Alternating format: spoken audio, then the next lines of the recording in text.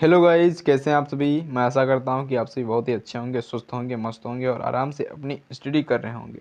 सो दोस्तों, आज की इस वीडियो लेक्चर में हम बात करने वाले हैं क्लास 12th बायोलॉजी के मोस्ट इम्पोर्टेंट MCQ 25 MCQ हम करने वाले हैं और उन्हें चैप्टर वाइज करने वाले हैं। चैप्टर नंबर 5 तक हम MCQ करेंगे और सभी चैप्टर वाइज को एक मतलब हर चैप्टर के नाम डाल करके और उन्हें विदाउट कन्फ्यूजन के उन्हें हम सॉल्व करेंगे। तो देखते हैं सबसे पहले हमारा क्वेश्चन नंबर 1 क्या है। अलैंगिक जनन में कौन सी कोशिका विभाजन प्रक्रिया होती है। तो अलैंगिक जनन जो होता है तो उसमें कौन सी कोशिका विभाजन प्रक्रिया होती है। तो उसमें होती है मिथोसिस। मिथोसिस प्रक्रिया जो होती है, जो ऑप्शन नंबर ए हमारा राइट हो जाएगा। ए ऑप्शन नंबर हमारा राइट हो जाएगा। ठीक है गाइज। तो देखते हैं क्वेश्चन नंबर 2। अमीबा में जनन किस प्रकार होता है। तो अमीबा में अलैंगिक जनन होता है और क्या होता है, द्विखंडन होता है। अलैंगिक होता है और द्विखंडन होता है। बहुखंडन नहीं होता है। कली जनन तो इसमें कतई नहीं होता है। बीजाणु जनन इसमें नहीं होता है। बहुखंडन होता है। अमीबा को जितनी जगह से काट दोगे उतनी जगह से एक नया अमीबा बन जाएगा। तो देखते हैं क्वेश्चन नंबर 3। क्वेश्चन नंबर 3, जो जीव अपने जीवन में केवल एक बार जनन करते हैं वे कहलाते हैं। जो जीव अपने जीवन काल में केवल एक बार जनन करते हैं उन्हें क्या कहते हैं, सिर्फ यही हमें बताना है। तो मोनोकार्पिल, पॉलीकार्पिल, द्विलिंगी, विवपेरस। तो क्या कहते हैं उन्हें, मोनोकार्पिल कहते हैं। मोनोकार्पिल कहते हैं guys. Question number 3। Question number 4, मानव स्त्रियों में जनन काल को क्या कहा जाता है या क्या कहते हैं। तो मानव स्त्रियों में जनन काल को क्या कहते हैं, रजो धर्म काल कहते हैं। रजो धर्म काल कहते हैं। ठीक। वृद्धावस्था कहाँ कहेंगे, किशोरावस्था नहीं कहेंगे। किशोरावस्था और वृद्धावस्था के बीच के काल को क्या कहेंगे, रजो धर्म काल कहेंगे। क्योंकि इतने उम्र तक एक स्त्री एक प्यारे से बच्चे को जन्म दे सकती है। जीव का आयु चक्र किससे आरंभ होता है। तो जीव का आयु चक्र किससे आरंभ होता है भैया, जन्म से, यौवन से, मृत्यु से या प्रजनन से। तो जीव का आयु चक्र मतलब चक्र क्या कि एक सर्किल चलता रहता है कि जन्म हुआ, जन्म से मृत्यु तक पूरा सर्किल चलता रहता है, उसे क्या कहते हैं, आयु चक्र कहते हैं। तो ये जन्म से स्टार्ट हो जाता है। फिर गाइस देखते हैं, अब हम देखते हैं चैप्टर नंबर 2, पुष्पी पौधों में लैंगिक जनन, sexual reproduction in flowering plant. इस लेसन में देखते हैं और इस लेसन के मोस्ट इम्पॉर्टेंट क्वेश्चन करते हैं। पहला हमारा जीवों में जनन हो गया। अब हम देखते हैं क्वेश्चन चैप्टर नंबर 2, पुष्पी पौधों में लैंगिक जनन, sexual reproduction in flowering plant. देखते हैं इसमें मोस्ट इम्पॉर्टेंट क्वेश्चन को और उनके आंसर को। पहला क्वेश्चन हमारे पास है, परागकण बनते हैं। तो परागकण कहाँ बनते हैं, वर्तिकाग्र में बनते हैं, अंडाशय में बनते हैं या बीजांड में बनते हैं। तो भैया कहाँ बनते हैं, हमारे जो है पुष्पों में क्या होते हैं, परागकण कहाँ बनते हैं, तो पराग कोश में बनते हैं। पराग कोश, कोश माने कमरा और परागों का मतलब कमरा, पराग कणों का कमरा। एक पराग कोश में 2 पालियां होती हैं और हर एक पाली में 2-2 कक्ष होते हैं। तो उन्हें क्या कहते हैं, एक पाली में मतलब 2 कक्ष, तो एक परागकोश में क्या होते हैं, 4 कक्षाएं होती हैं और उन्हीं चारों कक्षाओं में क्या होते हैं, परागकण होते हैं। और उनके स्फुटन के बाद में वो जब फूटते हैं, परागकोश जब फूटता है तो क्या होता है, उसमें से परागकण निकलते हैं और एक पुष्प की वर्तिकाग्र पर बैठते हैं और तो वहाँ से क्या होता है, निषेचन होता है। निषेचन होने के बाद में फल का निर्माण होता है। फिर क्वेश्चन नंबर 7 देखते हैं, बीजांड के अंदर भ्रूण कोश बनता है। तो बीजांड के अंदर मतलब भ्रूण कोश कहाँ बनता है, किससे बनता है, मतलब किससे बनता है, अंडोस्पर्म से, परागनलिका से, परागकण से या अंडाणु से। तो कहाँ किससे बनता है, बीजांड के अंदर भ्रूण कोश अंडाणु से बनता है। तो ऑप्शन नंबर ए हमारा राइट हो जाएगा। चलते हैं अब आगे देखते हैं, द्विगुणित निषेचन की खोज किसने की थी। डबल फर्टिलाइजेशन की खोज किसने की थी। तो इसके खोजकर्ता भैया कौन है, डार्विन है, मार्गन है या मेंडल है। मेंडल तो नहीं हो सकते, तो अनुवांशिक के खोज हैं, तो नहीं हो सकते। तो कौन है, नवासिन है। कौन है, नवासिन है। इनको राइट कर दीजिए, ऑप्शन नंबर ए हमारा राइट होगा। देखते हैं क्वेश्चन नंबर 9, अंडोस्पर्म की गुणसूत्र संख्या होती है।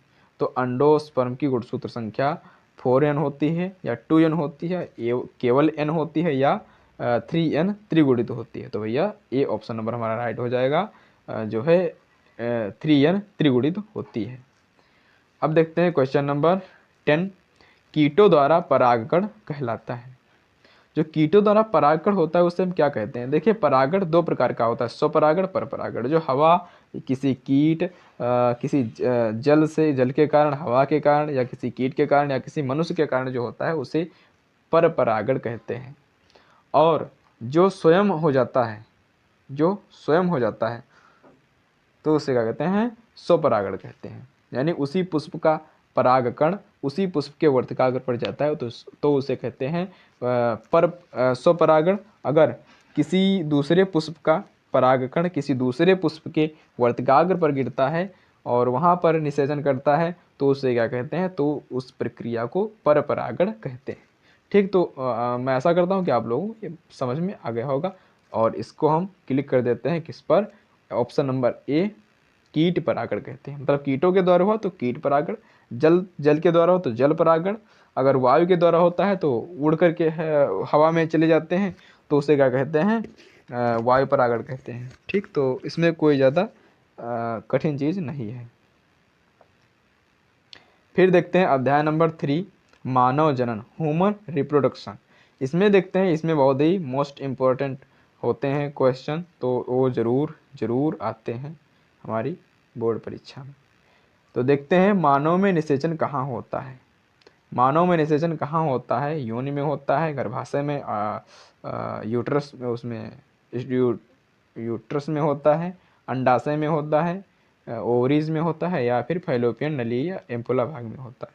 तो इसमें हमारा करेक्ट ऑप्शन नंबर हो जाएगा, मानव में क्या होता है? फैलोपियन ट्यूब में निषेचन होता है। उधर से मतलब फीमेल में जो है होता है, इक्स होते हैं, इक्स वहाँ से आते हैं, अंडाणु आते हैं, और यहाँ से स्पर्म जाते हैं बाहर से, तो वहाँ पर क्या होता है? फैलोपियन ट्यूब में हो जाता है निषेचन। उसके बाद में यूट्रस में, गर्भाशय में आकर के क्या होता है? वहाँ पर एक स्थित हो जाते हैं और वहीं पर एक न्यू बेबी का जन्म मतलब निर्माण होने लगता है।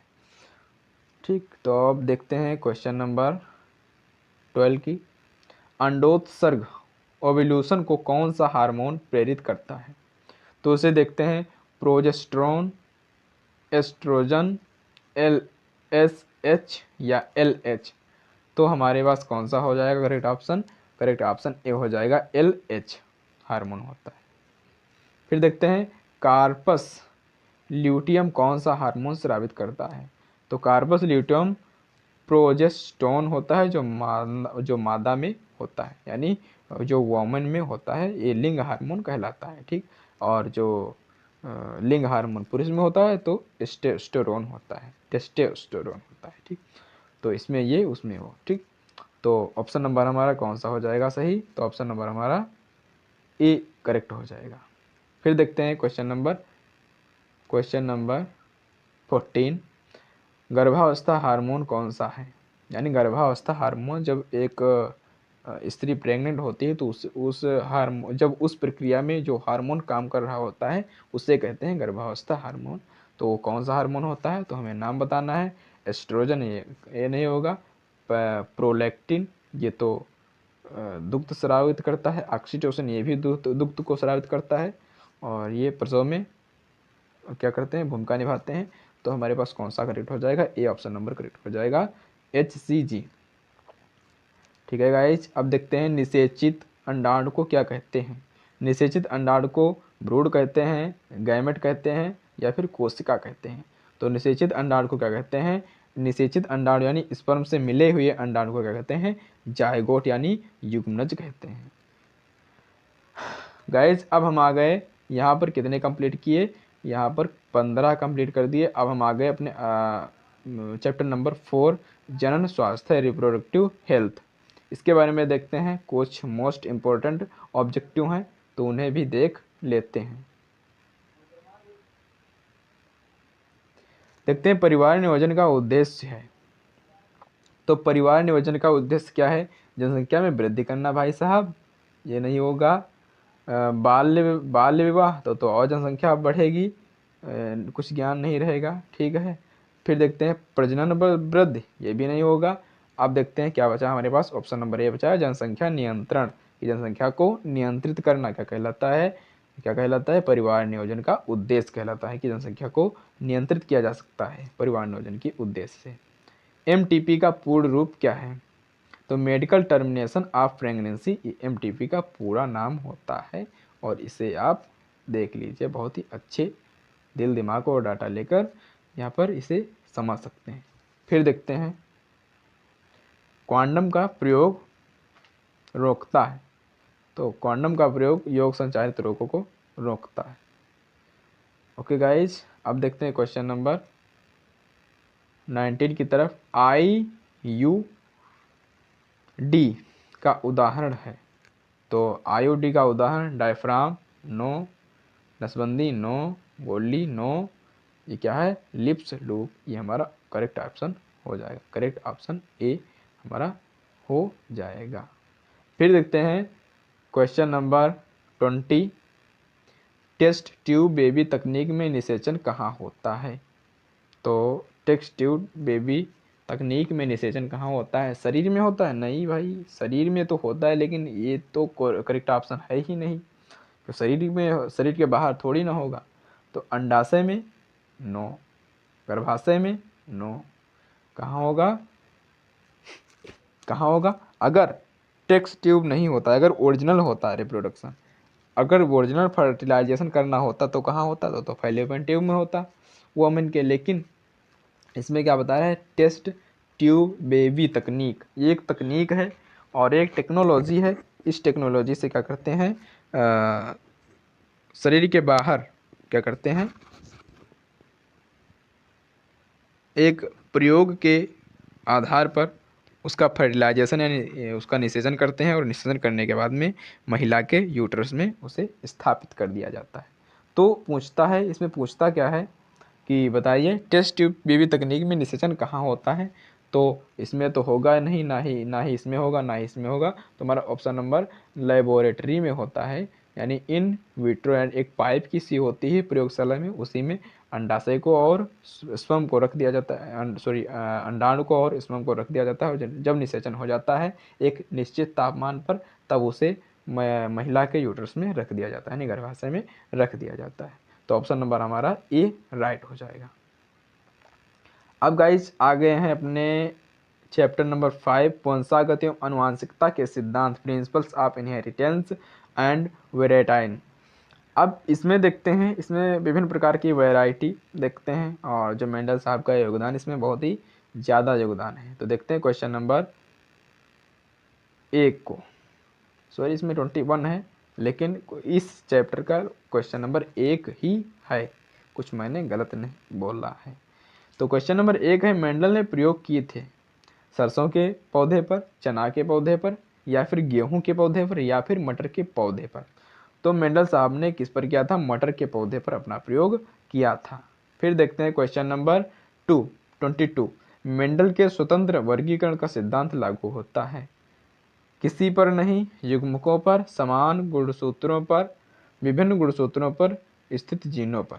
तो विभिन्न गुणसूत्रों पर स्थित जीनों पर क्या होता है, मेंडल के वर्गीकरण का सिद्धांत निर्धारित होता है, यानी कि इसमें बताया जाता है कि जो है मादा जो है पिता के गुणसूत्र के जीन और माता के गुणसूत्र के जीन और उसके बच्चे पर होने वाले गुणसूत्र के जीन यानी डीएनए किस तरीके से उस पर स्थानांतरित होते हैं।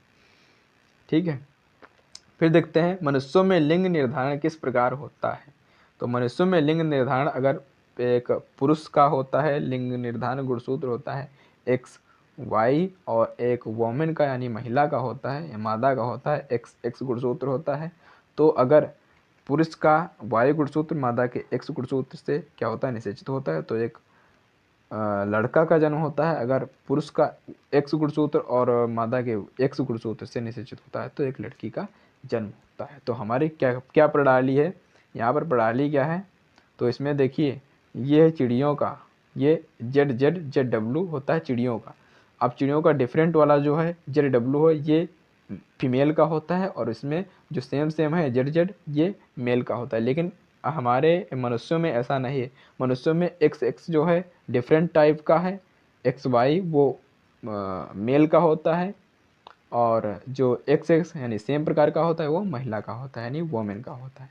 तो हमारे पास क्या पूछा है, मनुष्यों में पूछा है, तो मनुष्यों में ऑप्शन नंबर ए हमारा राइट हो जाएगा।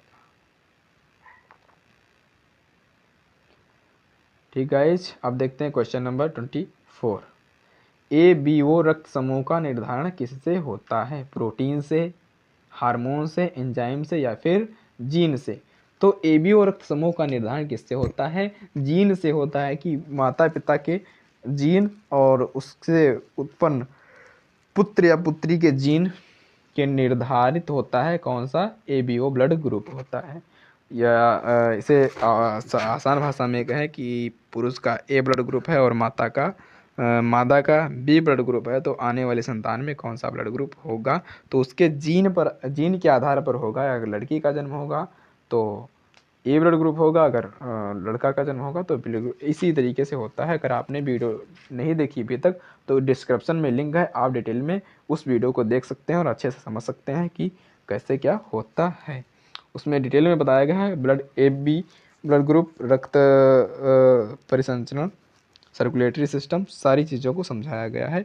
और ये भी बताया गया है कि कौन सा ब्लड ग्रुप किसे दे सकता है, कौन सा ब्लड ग्रुप किससे ले सकता है, कौन सा प्रतिरक्षी है, कौन सा प्रतिजन है, ये सभी पूरी जानकारी बताई गई है। और डिस्क्रिप्शन में लिंक है, आप देखना चाहते हैं, अगर आप इच्छुक हैं थोड़ा भी तो आप देख सकते हैं हमारी उस वीडियो।